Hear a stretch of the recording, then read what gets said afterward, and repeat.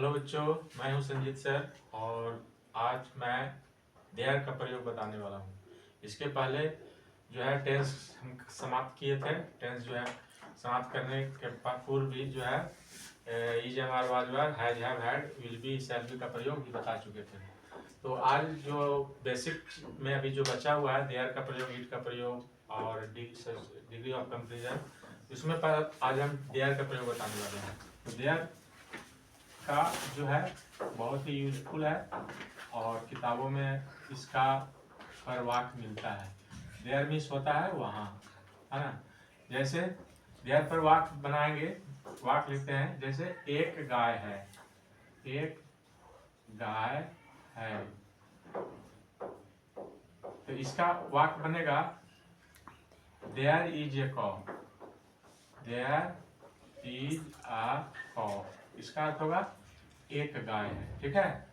और ये प्रेजेंट में हो गया। पास्ट में अगर इसको हम देखेंगे तो इसका हो जाएगा एक गाय थी, एक गाय थी, पास्ट में हो जाएगा। तो इसका बनेगा वाक्य देयर वाज अ कॉ, देयर वाज अ कॉ, ठीक है। यहीं पर अगर दो गाय आ जाएगा तो यहाँ तो देयर आर हो जाएगा, देयर आर टू कॉ, है ना। अगर दो दो दो गायें थी तो हो जाएगा देयर वर टू कॉ, यहाँ पे वर हो जाएगा क्योंकि सब्जेक्ट जब प्लूरल हो जाएगा तो वर्ब भी प्लूरल हो जाता है। उसी तरह फ्यूचर में हो जाएगा कि एक गाय होगी, एक गाय होगी। इसका वाक्य क्या बनेगा? इसका वाक्य बनेगा देयर विल बी आ कॉ, देयर विल बी आ कॉ, एक गाय होगी, है ना। यहाँ पर सब्जेक्ट का कोई अर्थ नहीं होता है ना। देयर इज ए कॉ, इसका अर्थ होगा एक गाय है, सब्जेक्ट का कोई अर्थ नहीं होगा। एक गाय थी, देयर वाज ए कॉ, है ना, एक गाय थी। तो यहाँ सब्जेक्ट का कोई अर्थ नहीं होगा। एक गाय होगी, देयर विल बी आ कॉ। तो ये तीनों टेंस हो गया, प्रेजेंट, पास्ट और फ्यूचर, है ना। तो इसका नोट में लिखेंगे कि इसका प्रयोग कहाँ करते हैं देयर का, है ना। तो देयर का प्रयोग कहाँ होता है? जब जब हेल्पिंग वर्ब के बाद हेल्पिंग वर्ब के नहीं, जब सब्जेक्ट में जब यहाँ पर वाक्य लिखते हैं, जब वाक्य में हेल्पिंग वर्ब के बाद कोई कम्प्लीमेंट मतलब कि कोई non pronoun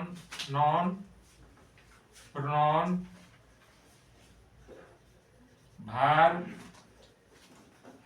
adjective, non pronoun verb adjective, यानी हेल्पिंग वर्ब के बाद जब कोई कम्प्लीमेंट, है ना, कम्प्लीमेंट में आएगा नॉन प्रोनाउन वर्ब एडजेक्टिव ना आए,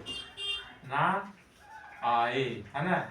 वाक्य में जब हेल्पिंग वर्ब के बाद कोई कम्प्लीमेंट नहीं आए, मतलब हेल्पिंग वर्ब जब रहे is, am, are, was, were, has, have, had, will be, shall be रहे, तो उसके बाद कोई नॉन नहीं आता। नॉन मतलब संज्ञा, राम मोहन सीता, यहाँ वहाँ थी, कोई वस्तु, है ना। तो प्रोनाउन या वर्ब और एडजेक्टिव अगर ये सब नहीं आए, है ना, या अथवा वाक्य में सब्जेक्ट का पता ना चले, वाक्य में सब्जेक्ट मतलब कर्ता, सब्जेक्ट का पता ना चले तो ऐसे वाक्य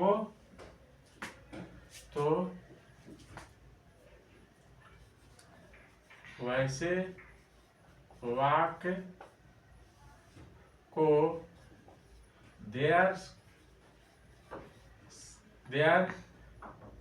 से बनाया जाता है।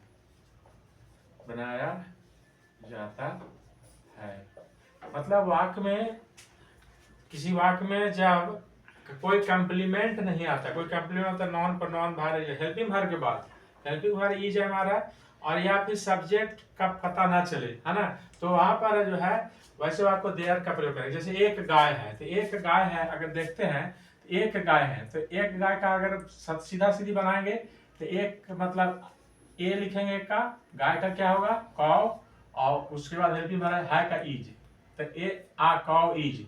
इसके बाद कोई कम्प्लीमेंट नहीं आ रहा है ना, कोई कम्प्लीमेंट मतलब नॉन प्रोनाउन भार ये सब कुछ नहीं आ रहा है ना, तो इसे ऐसे वर्ब को देयर्स बनाएंगे। या फिर हेल्पिंग वर्ब के बाद ये वर्ब में सब्जेक्ट का पता ना चले, तो यहाँ पर सब्जेक्ट कौन होगा, एक गाय है, तो यहाँ पर सब्जेक्ट कौन है, सब्जेक्ट पता नहीं चल रहा है कि कौन सब्जेक्ट है ना। अगर ऐसे लिखेंगे सब्जेक्ट को छोड़ के, तो इज आ कौ, इज आ कौ, यहाँ पर सब्जेक्ट नहीं है, खाली है इज आ कौ, यहाँ पर सब्जेक्ट है ही नहीं, पता ही चला गया सब्जेक्ट क्या होगा। और यहाँ पर अगर ऐसे लिखते हैं कौ इज, तो यहाँ पर कम्प्लीमेंट नहीं है, इज के बाद कोई कम्प्लीमेंट आना चाहिए तो नहीं है, तो इसलिए ऐसे वाक्य को देयर का प्रयोग करेंगे। ऐसे वाक्य को देयर के प्रयोग से, जैसे एक गाय है, एक गाय है, तो इस ऐसे वाक्य को क्या बनाएंगे, देयर लिखेंगे, देयर इज आ कौ, देयर इज ए कौ, है ना। एक गाय है, देयर इज ए कौ।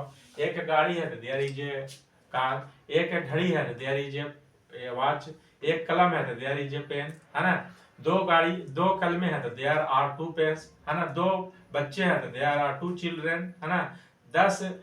10 खिलौने हैं, तो देयर आर 10 टॉयज, है ना। इसी तरह वाक्य देयर से बनाएंगे, है ना। ये रिवाइज आप खुद कर सकते हैं। एक कैसे उठाएंगे कि एक फल है, तो देयर इज ए फ्रूट, है ना। एक बक्सा है, तो देयर इज ए बॉक्स, ठीक है। 2 बक्से हैं, तो देयर आर 2 बॉक्सेस, है ना। 10 बक्से हैं, तो देयर आर 10 बॉक्सेस। ऐसे बोलेंगे तो अपने कंप्लीट हो जाएगा। तो यहाँ पर ये देयर का प्रयोग है ना। लेकिन यहाँ पर जब देयर का प्रयोग करेंगे तो देयर का कोई अर्थ नहीं होता। सब्जेक्ट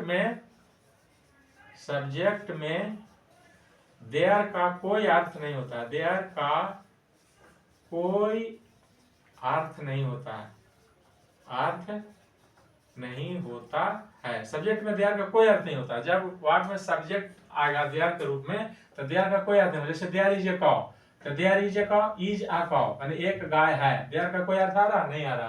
देयर सिर्फ जो है ये डमी है, मतलब नकली है, यहाँ पर कुछ कोई उपयोग नहीं है इसका, सिर्फ सपोर्ट कर रहा है वाक्य बनाने में।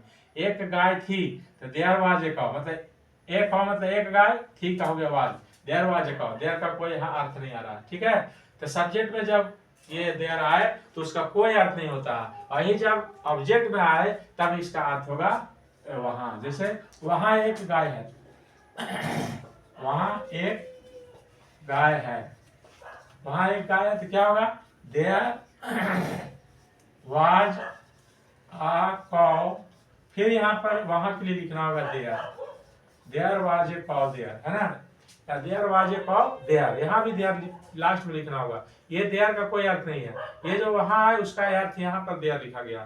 तो देयर वाज ए कौ देयर, है ना।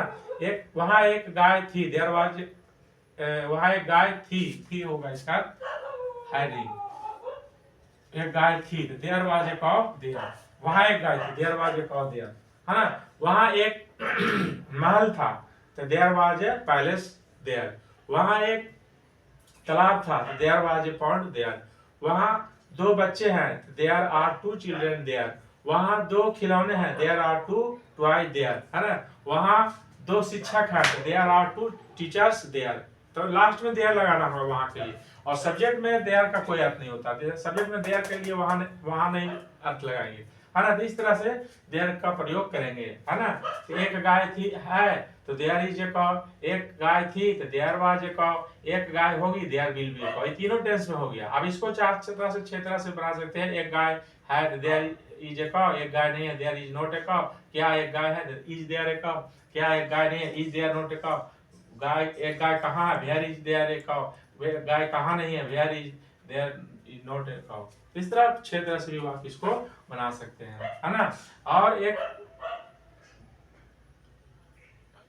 और वाक्य इसमें आता है कि वहां पानी ही पानी है, या पानी ही पानी है।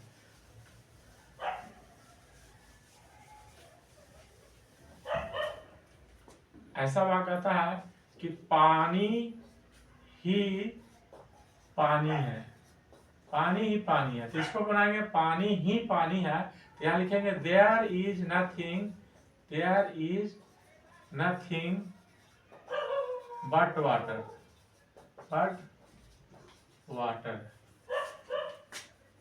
There is nothing but water, है ना।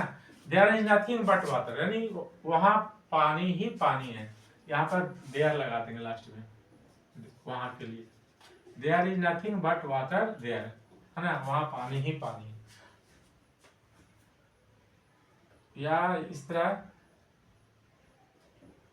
और भी जैसे लगा सकते हैं, पानी पानी है,